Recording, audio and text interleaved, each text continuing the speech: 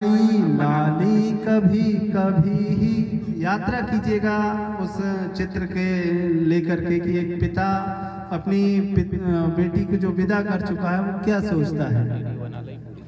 सूरज पे आई लाली, सूरज पे जैसे आई लाली कभी कभी ही आई पिता से मिलने बेटी कभी कभी ही। सूरज पे जैसे आई लाली कभी कभी ही आई पिता से मिलने बेटी कभी कभी ही।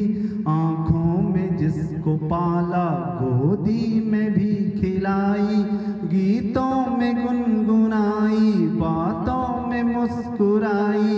आती है उसकी देखो चिट्ठी कभी कभी ही आई पिता से मिलने बेटी कभी कभी ही। बदली है घर की देहरी, जो दहर होती है वो बदलती है बेटी, तो बदली है घर की देहरी उतरा है घर का चेहरा। आधी कभी खुशी है शायद लगा है पहरा, कहती नहीं मगर वो रोती कभी कभी है। आई पिता से मिलने बेटी कभी कभी ही।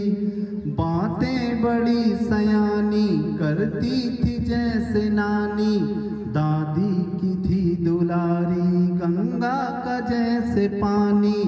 बातें बड़ी सयानी करती थी जैसे नानी, दादी की थी दुलारी गंगा का जैसे पानी। सपनों में माँ के आती गाती कभी कभी है, आई पिता से मिलने बेटी कभी कभी ही। सूरज पे जैसे आई लाली कभी कभी ही आई पिता से मिलने बेटी कभी कभी ही।